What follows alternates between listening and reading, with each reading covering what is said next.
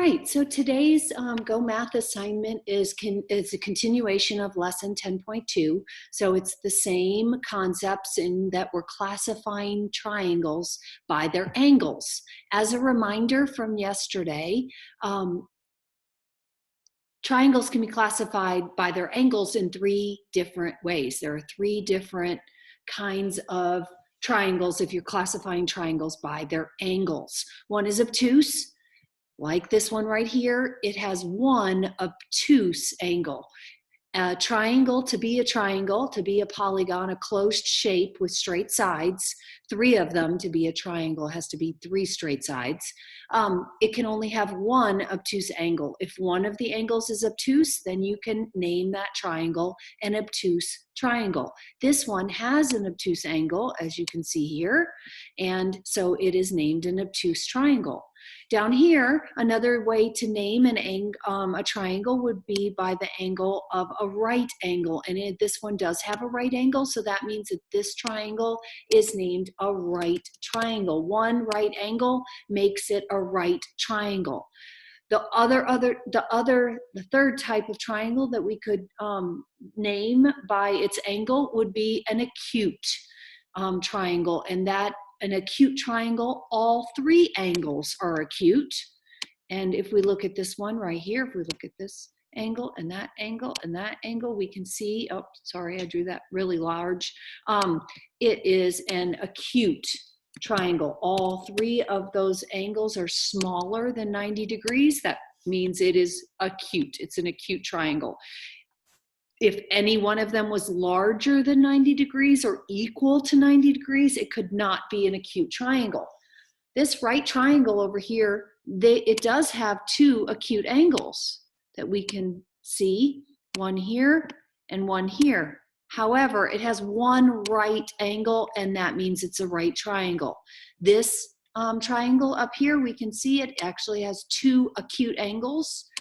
A and C are acute angles. However, because it has one obtuse angle, B, it is an obtuse triangle. So just remember that, obtuse and right, there's only going to be one angle that is that to classify it as that kind of triangle. However, an acute triangle, all three of them have to be acute in order to be classified as acute. So if we look at this one over here, I can see that angle L is actually an acute angle because here's the line that would make this a right triangle. Angle N is also an acute angle because here's the ray that would make this one a right triangle, and it's smaller than that line that I drew. But this one right here, this is the line that would make that one a right triangle.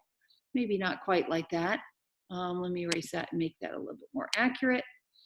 Let's go with, because this one's kind of at a little bit of an angle, it would actually be off kind of more like that. And then this would be a right angle, which means that there is a little extra piece here, which means it's more than 90 degrees. So angle M is obtuse. That means this triangle is obtuse. So if you look at all three angles, if you could pick one out that's obtuse or right to start with, then you already know what it is. But if you look at one and it's acute, look at all the other two to make sure that it's an acute triangle before you classify that as acute. Okay, number 5, you're going to use the figure ABCD as shown below.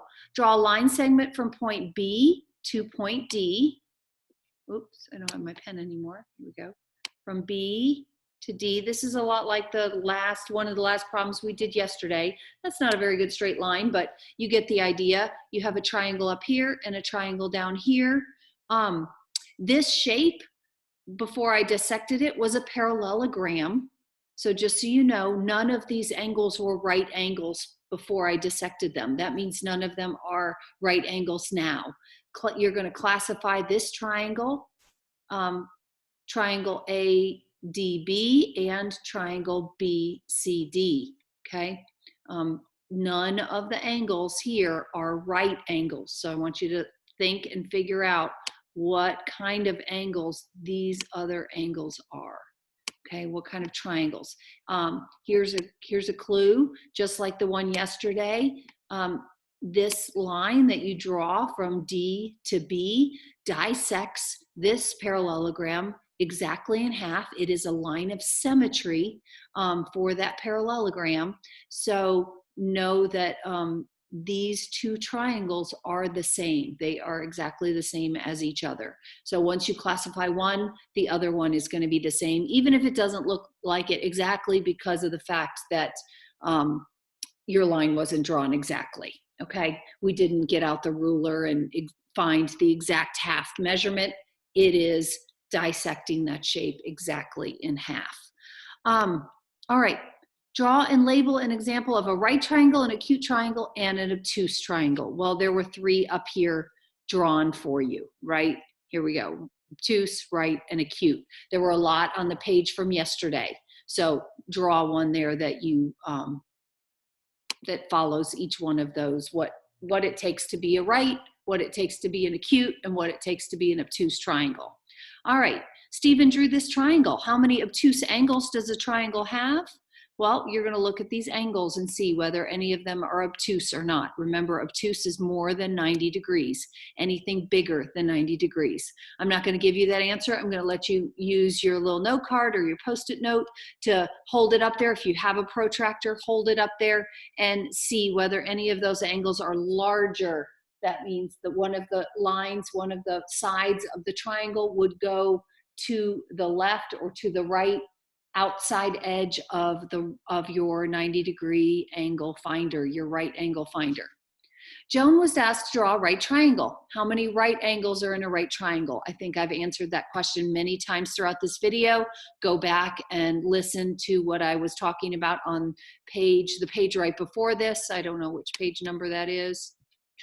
559, and see and listen, okay, for how many right angles there can be in a right triangle. These are review problems, okay? So Oliver drew the figure below to show light traveling from the sun to the earth. Name the figure that he drew. There is only an arrow on one end of this figure and an end point on the other. That was the lessons that we did last week. Think about what that means. What does that signify as far as what this figure is? When you name the figure, you draw the little symbol for the figure and you put the two letters that make it up. And you also, I would also like you to write the word. What is that called when there's only an arrow on one end and a point on the other? Go back to page 549 and 550, but 549 specifically, or what you did on Monday also gave you those answers to help you remember what that is when it has an arrow on one end and an end point on the other. Armin added 1/10 and 8/100ths. What is the sum of these fractions? You cannot add fractions that have different denominators. That means you have to make these fractions have equivalent.